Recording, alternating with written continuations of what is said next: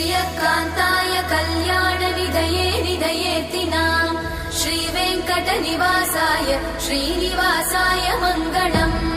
लक्ष्मी सविभ्रमालोकसुभ्रूविभ्रमचक्षुषे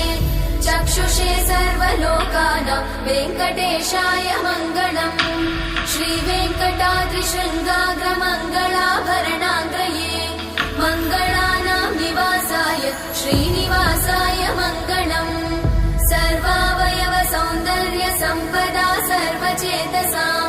सदा सम्मोहनायास्तु वेङ्कटेशाय मङ्गलम्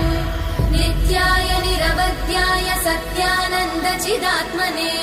सर्वान्तरात्मने श्रीमद् वेङ्कटेशाय मङ्गलम् स्वतः सर्वविदे सर्वशक्तये सर्वशेषिने सुलभाय सुशीलाय वेङ्कटेशाय मङ्गलम्।